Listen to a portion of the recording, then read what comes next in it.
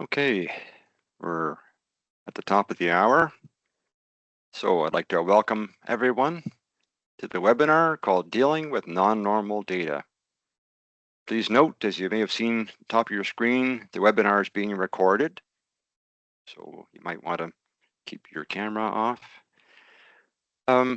I'd also like to make it clear, as it says at the very bottom in red, that AESQ does not endorse any specific software shared during this webinar or otherwise. You'll see a couple of examples during this presentation. Now, we're going to use a tool called Slido, which is really cool to get everyone involved. And if you have a choice of how to run it, you can either do it with your phone, but if you don't want to do that, you can use your computer. And there'll be a link in the chat. I don't see it yet, but we'll get to that soon. And the password is AESQ. So if you want to scan the QR code now, go ahead and do that. And we'll have on the next slide, we will have a little introduction to find out where you're calling in from. So if we can have the next slide. All right, so there's the QR code again. So if you can scan it with your phone, and on your computer, you can join by typing in slido.com, put in that meeting number, and then the passcode AESQ. We got a few folks already. Detroit, Winnipeg, awesome. Italy, cool. DFW. Wow, we're covering a big part of the world. More than one person from Cincinnati. That's highlighted. Oh, that's great. It's good to see the attendance numbers are going up. We got 35 on the line right now and more joining. And it's great to see folks from all over the place. So we'll go on to the next slide. And so we'll start with the agenda on the left side. It includes a quick overview touching on the AS 13100 and the reference manuals before getting into the handling of non-normal distributions, including control charts and capability. That will be followed by some time for Q&A and the closing. The creators and presenters of this webinar include Jocelyn Gauthier from ITP, Steve Hampton from PCC, Karen Scavato from PNW, and myself from PNWC. Together, we have about 100 years of experience. Next slide, please. So, welcome and overview next. So as I mentioned, the webinar is being recorded and will be available on the AESQ website under the past events webpage. And we'd like you to submit your questions. We'd like to get questions, and we'll try and answer them, some of them as we go. So put them in the chat, enter them in the chat as we go, or later on. If we can't answer them all during the as we go through the webinar, we'll cover at least some of them in the Q&A as much as time permits. Next slide, please. So, process control methods.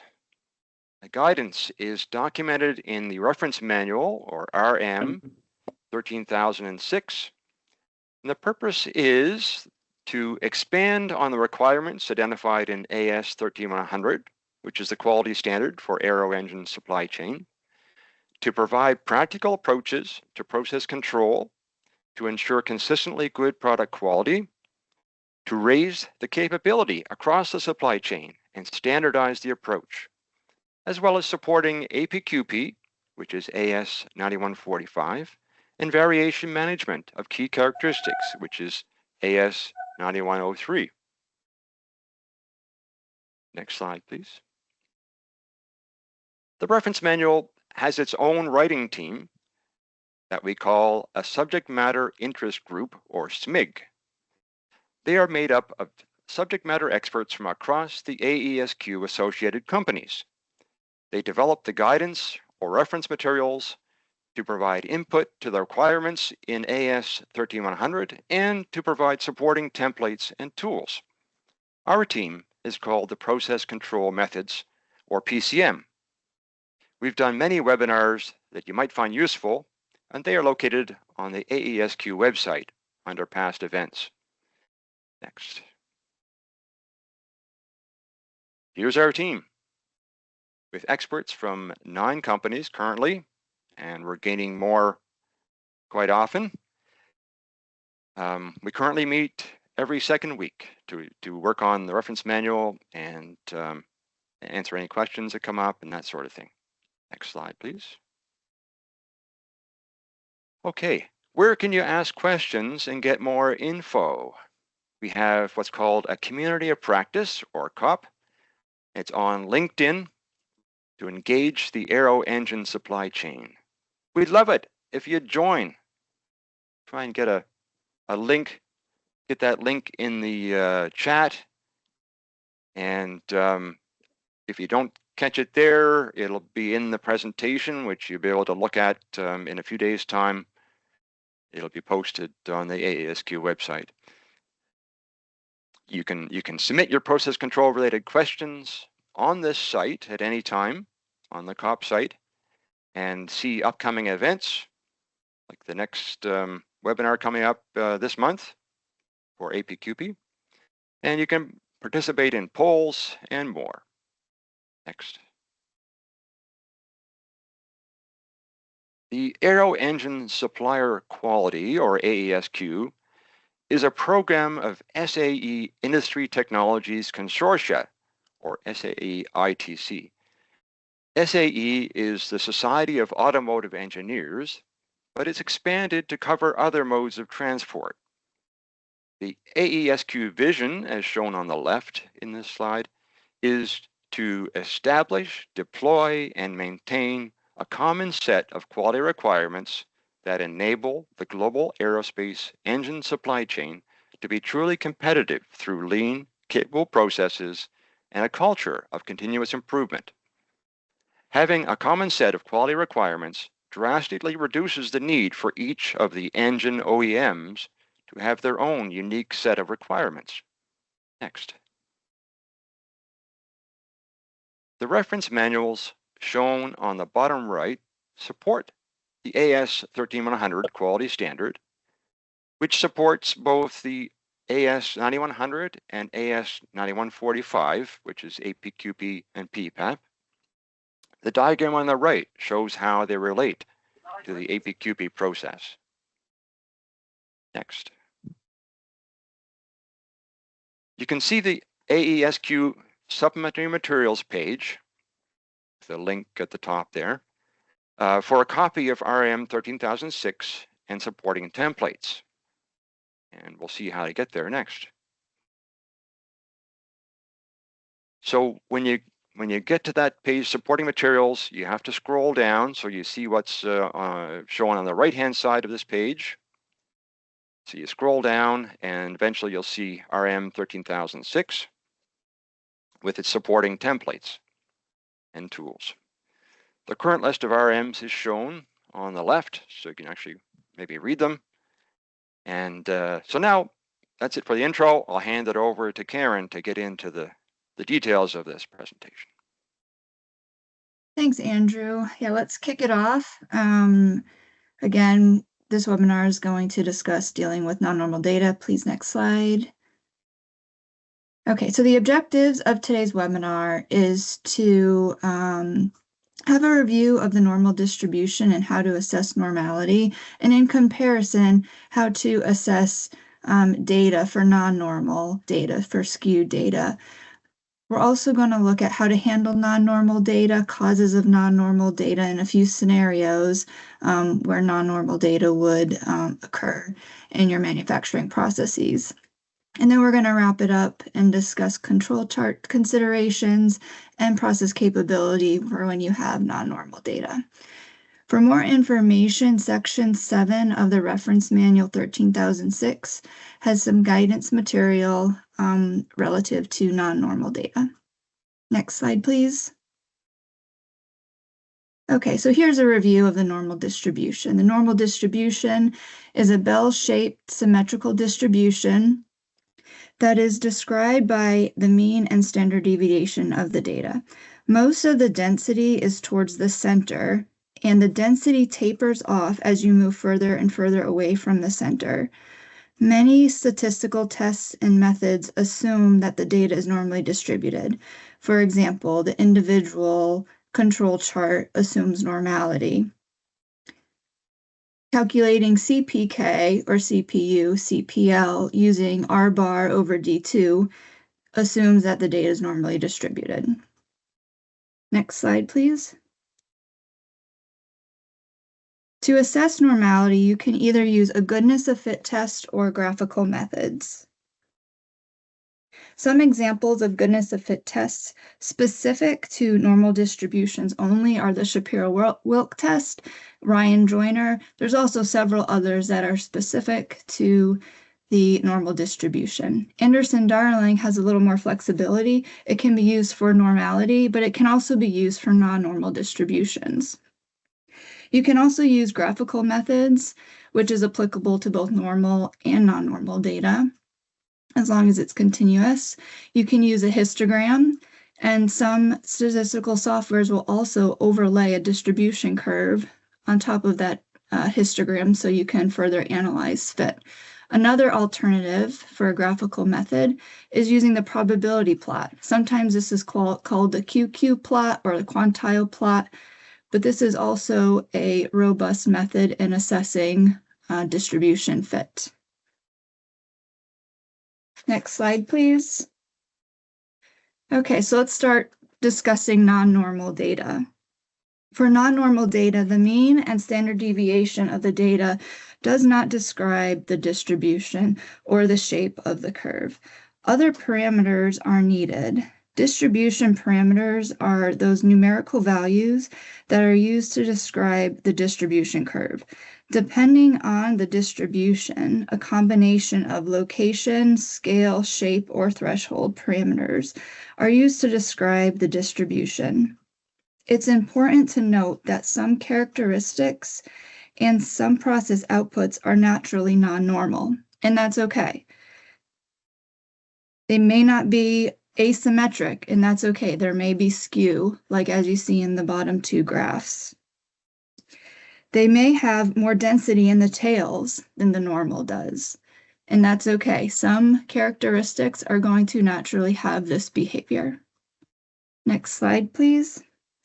So let us ask you now, what non-normal distributions have you dealt with? Go ahead and answer the Slido question so we can have an idea of what distributions you have worked with in the past. Certainly no surprise here where the Weibull and even the Expo is towards the top of the list. They're very common non-normal distributions that are used. Okay, so it looks like exponential and Weibull are on the top, some extreme value, log normal, and gamma and logistics round off the last few. Okay, so let's discuss some of those common non-normal distributions. We'll do it in alphabetical order, starting with the exponential distribution. So the exponential distribution could be a 1 or 2 parameter exponential.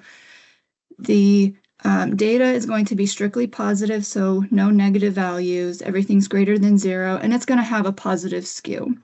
The exponential is a member of the exponential family of distributions, and the normal distribution is part of that same family of distributions. A family of distributions have similar probability mass or probability density functions and only vary with respect to one of the parameters. So there are groups of distributions that are more like than others. For the extreme value distribution, there's 2 versions of this, the smallest extreme value and the largest extreme value, negative and positive skew respectively. These distributions have 2 parameters. and it's a member of the generalized extreme value family.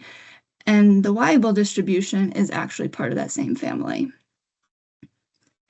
The next distribution, the gamma, it could also be a 2 or 3 parameter distribution. And it is also strictly positive. All values need to be greater than 0. The shape is going to be dependent on the parameter value. So there is some flexibility as far as which way the skew goes, depending on what values those parameters take. And this one, as the exponential and normal distribution, it belongs to the same family, the exponential family. Next, we have the logistic, and this is a 2-parameter distribution. It's symmetrical, it's bell-shaped like the normal, but there's more area under the tails when compared to the normal distribution. Some people say it has fatter tails than the normal distribution. So you're more likely to see values further away from the center than you would with the normal distribution. The log normal could be 2 or 3 parameters. Again, this one's strictly positive, and this is where the logarithm of the data is normally distributed. And finally, the Weibull can also be 2 or 3 parameters, and it's, again, strictly positive, all greater than 0. The shape is dependent on the parameter values, like the gamma. There's a lot of flexibility to model both positive and negative skewed data. It's a member of the generalized extreme value family, so it can often look like the largest extreme value or smallest extreme value. And the Weibull commonly used in reliability. So now I'm going to hand it back to Andrew, and he's going to discuss some causes of non-normal distributions. Yeah, thanks, Karen. Next slide, please. Another Slido event or activity. So what causes of non-normality have you experienced or observed in your experience? Can you go ahead and put them in either on your phone or on the computer? I'd love to hear your experience. What causes have you seen for non-normality?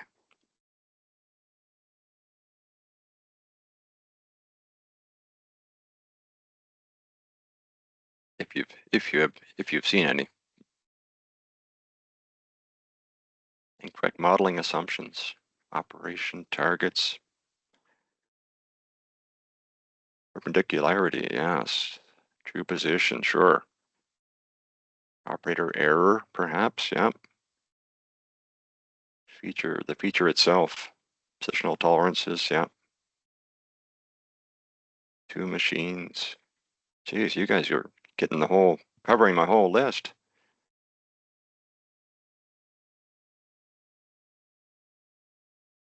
So we do see non-normal a lot, right? And there's many different causes of it. So we need to know how to handle it. Yeah, true position. It's pretty common. Okay, let's go on to the next slide, and then we'll just see if we missed any. So let's see if we got them all that are identified in the RM. There's quite a long list here.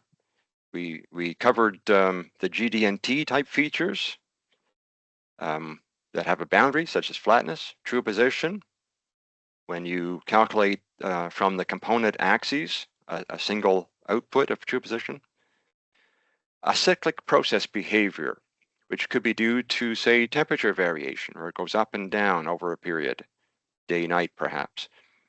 A process with a natural tendency to drift. It could be due to tool wear. Selective or biased measurements, especially near a limit.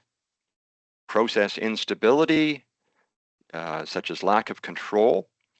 We'll see some examples of that soon. Lack of resolution in the measurement system or rounding. Reworking nonconformances, especially for tight tolerances when there's a high risk of scrap. Human factors could be similar. When there are 2 or more distributions within the data, we'll see more on this. And intentionally biasing or fudging the sample data to avoid having to increase the amount of inspection. Definitely a bad practice.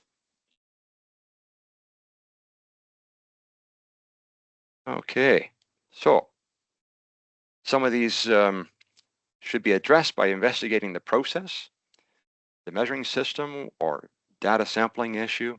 However, some of these causes are genuine and unavoidable, and the analyst will need to find ways of using alternate methods to assess control and capability.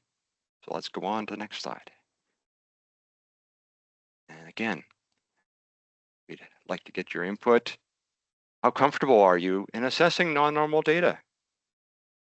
You know, you've seen it. How comfortable are you in selecting the right distribution and in knowing with how to handle control charts and when you can do the capability, when not to? Somewhat comfortable. Is in the lead right now. Not at all comfortable coming up from behind. A fair number are comfortable. A few are very comfortable. So, oh, we got a tie race. All right, so see if we can help with the comfort level. We'll go on to the next slide. So, how should you go about assessing non-normal data? Step 1 involves cleaning the data to remove any things like test pieces, intentional oversized cuts, or duplicate measurements. Step 2 is the very important visual review, perhaps the most important step. Does it look to be normal? In the example shown for a flatness check, what do you notice? Starting with the histogram on the right, we see the shape is nothing like a bell curve, which is superimposed in red, rough hand-drawn one. When plotted on a normal probability plot, see the middle graphic, the data does not follow the line of best fit, and the data extends well beyond the confidence interval. It looks to be non-normal there too. Step 3, we look at the p-value. For a good fit, we'd like to see it greater than 0.05, as shown in the table on the left. In this case, it's lower than 0.005, further supporting our conclusion of non-normality. There are other statistics, as Karen mentioned earlier, such as Anderson-Darling, or AD, that we can check.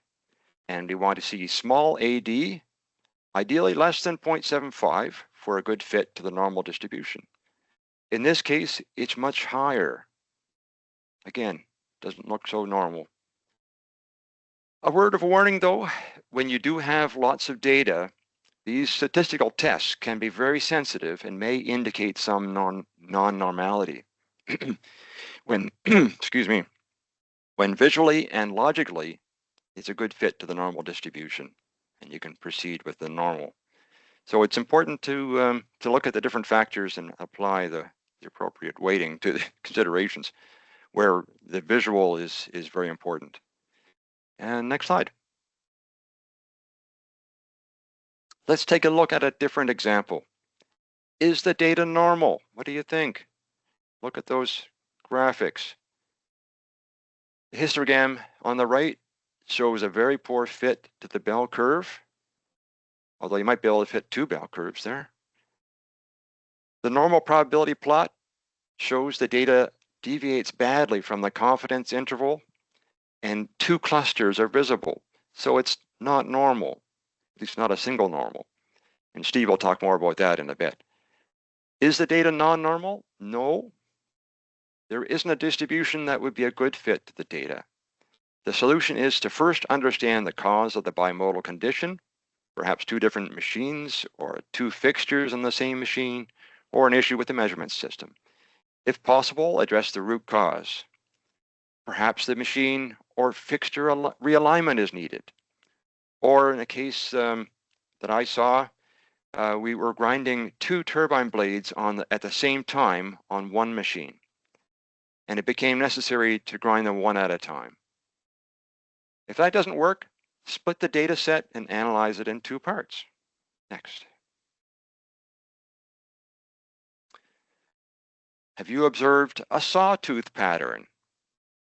This could happen when the operator is determined to hit nominal and applies comps after each part, up, down, effectively increasing variation. This could also happen if autocomp, if you have an autocomp system, is based on only the last result. Then you get that sawtooth pattern. I've also observed this happen when plotting the worst case of a min-max check. With a slight process variation, the worst case changes from a min to a max. And then another shift, it goes back the other way.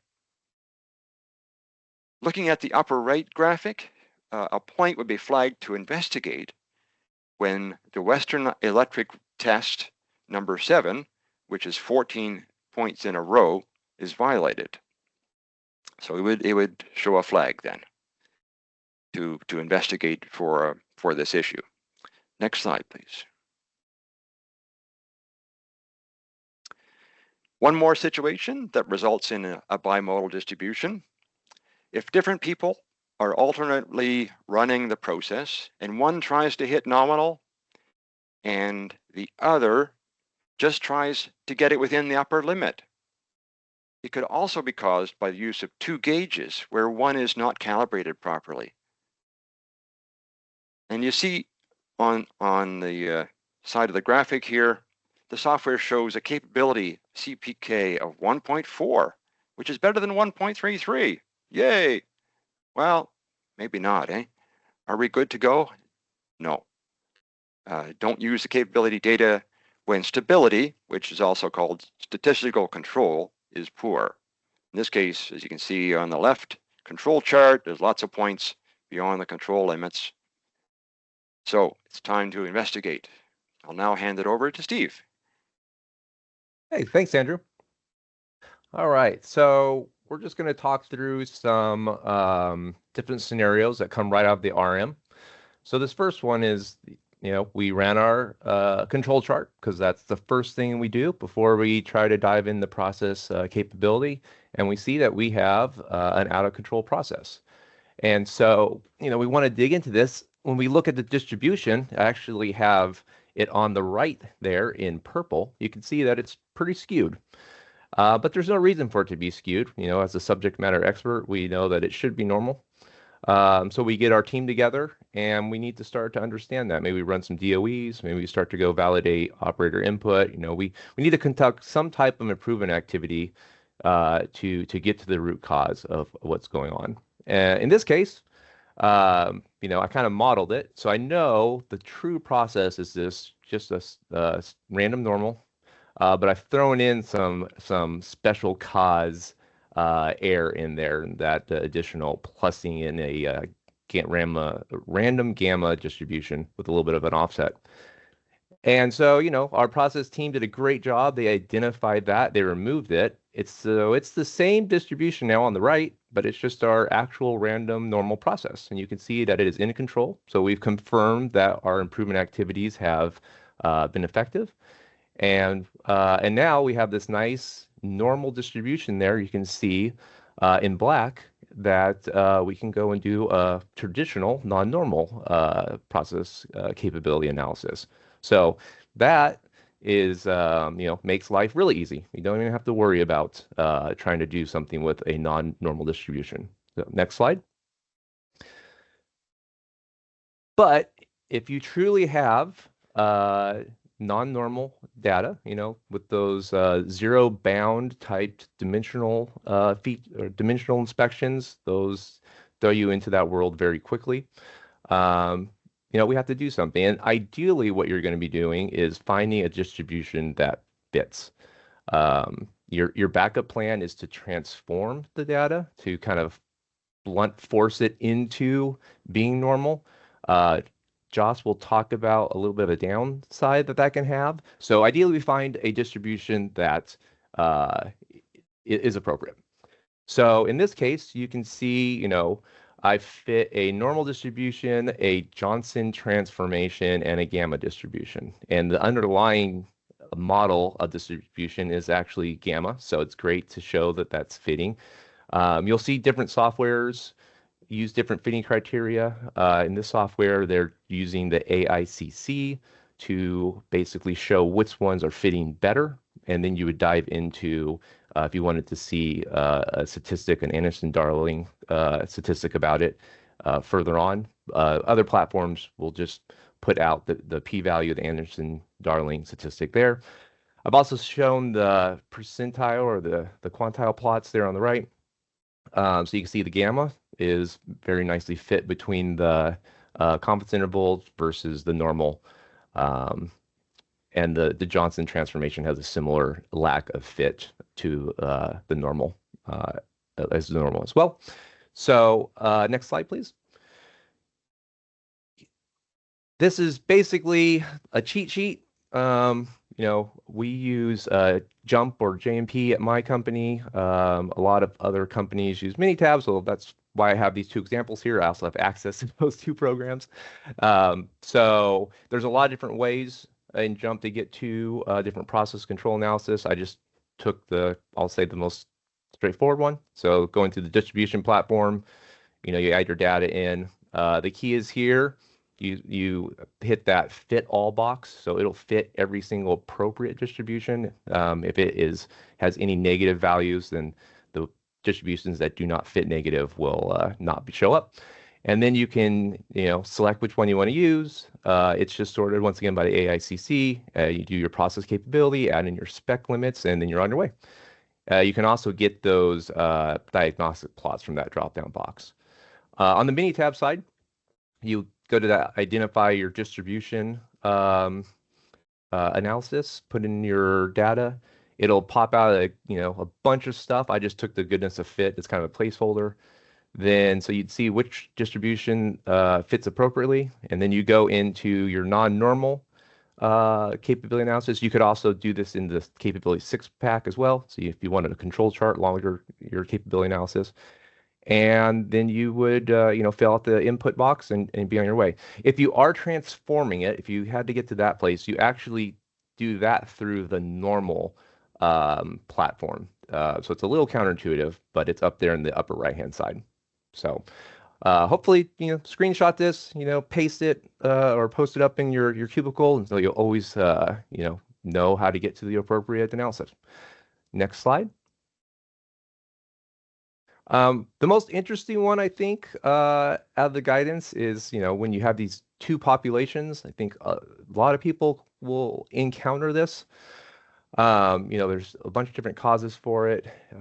Ideally, you'll identify that immediately in your control chart. Once again, just drive home the message of control chart your data before you do a capability analysis. But sometimes, it's not as obvious. And then, once you actually fit the distribution, you'll see that it is bimodal. A lot of times it's, two machines, two different operators, maybe something's not calibrating correctly. So there's a lot of, digging into to see what that caused. Maybe you can get rid of it and once again, have life be a lot easier.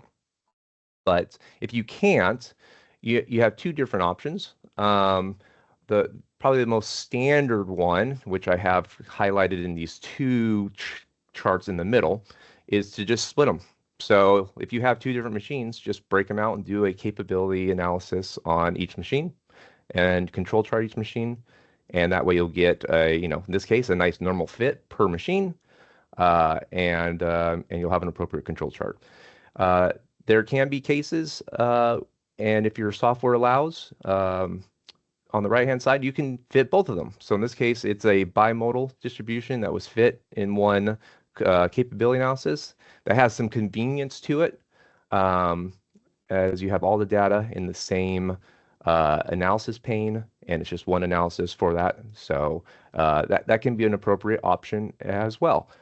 And so I'm going to now hand it off to Joss. He's going to go into some additional details on control charting and process capability for non-normal data. Exactly. Many thanks, Steve. Many thanks to all the presenters. So as Steve was mentioning, we will talk about two specific things. One is regarding the control charting with non-normal data, and the other one is how to calculate process capability, right? So things that we need to know, mainly in our sector, in the aeronautic sector, we are quite always or a lot using little batches. So we are quite in low volume. So sometimes we think that we can only use the individual and moving range chart, which is quite reasonably robust to some, let's say, slight deviation regarding normality. But if we are in front of a real and true non-normal data distribution, we will have a lot of false alarm. You know that, please remember that control chart is performed in order to ensure that we've got the process under statistical control, and we want to detect any deviation or any special causes. So if we have a false signal of special causes, that means that we may investigate something that should not be investigated, right? So next. So in this case, we have two possibilities regarding the control charting. One possibility is the central limit theorem, so use averages. I will explain it just after. And the other one is the data transformation and also the transform limit. So next, please. So great. I cannot miss the opportunity to thank those two French mathematical, right? So the central limit theorem has been defined by those two persons, de Moivre and afterward Laplace, around 1812. So quite a long time now. And they have been able to demonstrate that when you've got something non-normal, if you increment the sample size and you are performing average, for example, instead of using individual and moving range chart, you use, for example, a X bar range chart with, for example, a sample of 5 parts. By doing the average of those 5 items, you will see that naturally the distribution of the average is tending to go to, let's say, a normal process, a normal distribution. So this is mainly the main concept. That's why the X bar range chart is the most used of all the world, because by using the central limit theorem, we ensure normality, or at least we tend to it. So we will be able to detect any change, any special causes in our process. So this is something really important, the central limit theorem, and it will help everyone in order to ensure to go to normal. And I would say it's one of the easiest way to make something non-normal to transform it in normal. We may have limitation if we are in really low volume. We do not have a lot of part, and we cannot wait to have 5 part or 5 items and make the average. So it's not always feasible, because sometimes we need to have more information in a easiest and quickest way, right? So next, please. So great. The other possibility is to make transformation. So you will see, my colleague has already discussed about that, and we will see it in the two parts, in the control charting and also in the process capability. So when you have, we took, for example, a non-normal distribution. This one is quite heavily skewed. On the left, there is a natural limit at 0. We are talking about the flatness. And what we will perform a transformation of the data. What does mean transformation of the data? That means that we will use a formula in order to transform the original data to a new one. By doing that, after that, we may be able to ensure a certain normality. So in this case, what we have performed, we have used a transformation of box Cox, okay, with a specific parameter, the lambda parameter, and we obtain new data. Those data, as you can see on the left, we've got the original control chart. Here you can see that there are kind of false alarm. let's say, out of control point. And due to the non-normality, we also know that they mainly can be false alarm. So what do we need to do? We will transform the data using the box clocks. And this is the control chart that you can see on the right side. So great. By doing that, we are able to obtain also a new limit, which is not exactly the same meaning as the original one, which is not let's say the standard one. So it's something what we call transform control limit. So this control chart, we can take it and bring it to the shop floor and train people in order to ensure that they take the point and they plot correctly the things. But next page, please. The main difficulty is that those transform value, does not always make sense to the operator.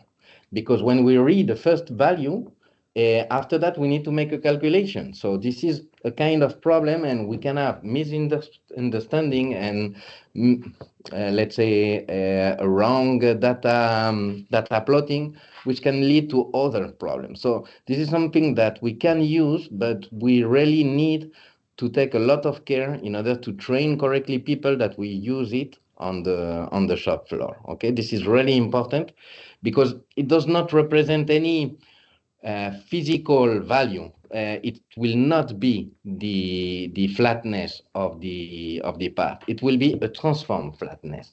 Okay, so take care with that. So great. Next, we can go now to the capability analysis. So all of my colleagues have already talked about that. So we know that when we've got non-normal distribution, we've got two possibilities. So I will take the first option, which is the one to fit to non-normal distribution. And the second option, in case of the first one did not work, is to transform the data.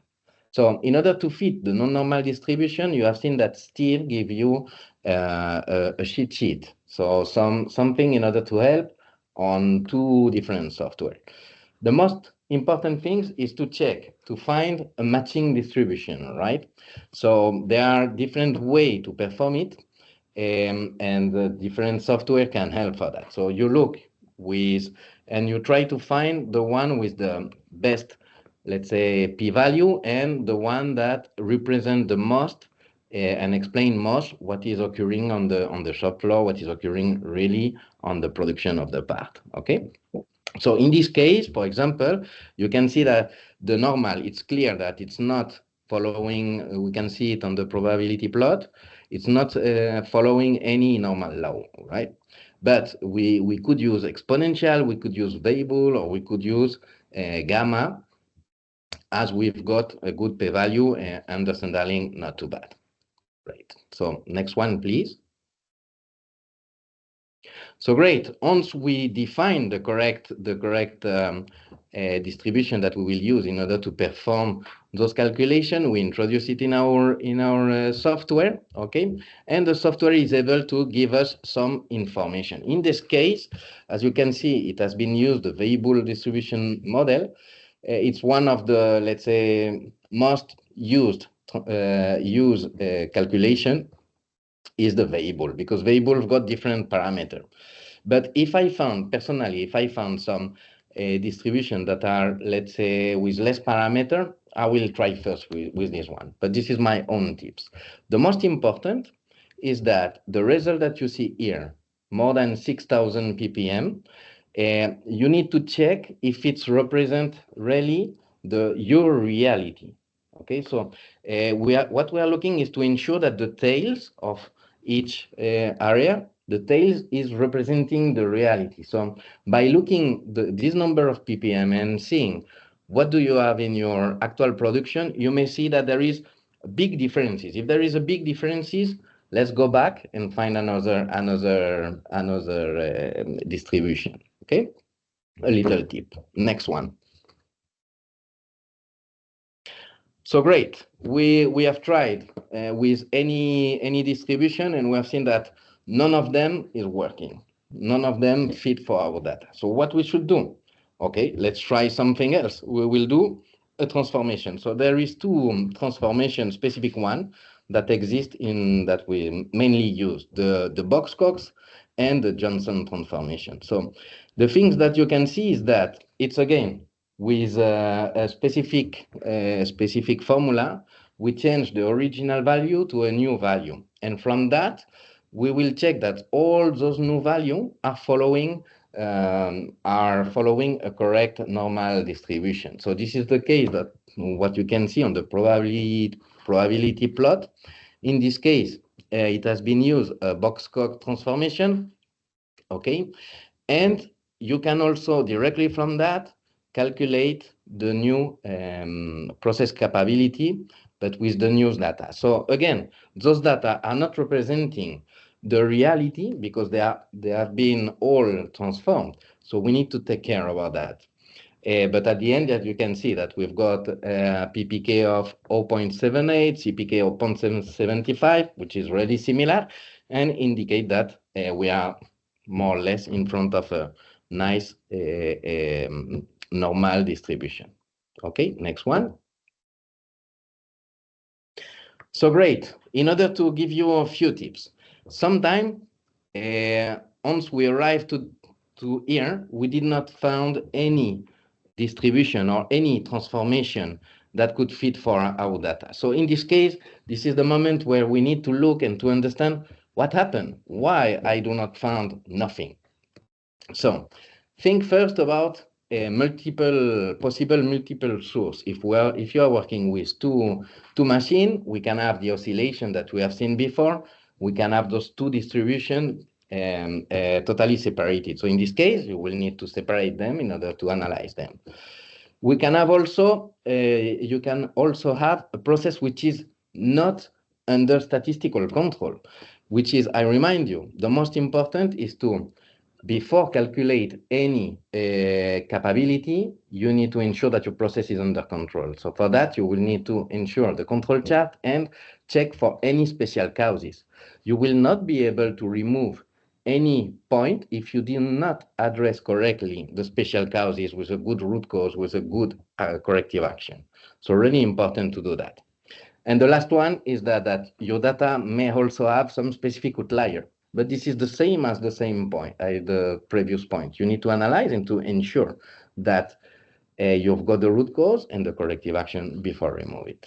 Okay, so there are 3 specific points to take it in account before go.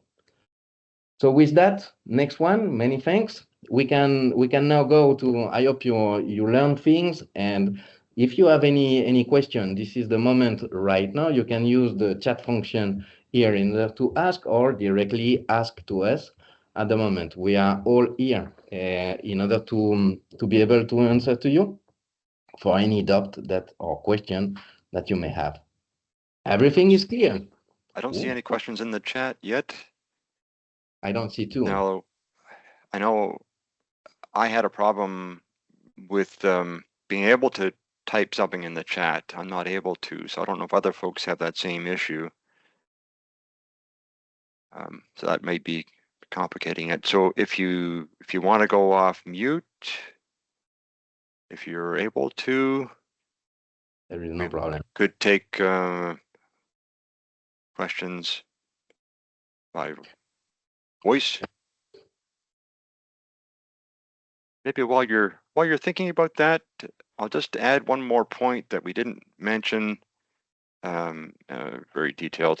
If you want to use the Weibull distribution, if you like Weibull, I like Weibull, and you have 0 values. Weibull doesn't like 0 values, so there's a little section in the reference manual that shows how to handle that, how to basically shift the 0 values a little bit, and it actually is quite logical.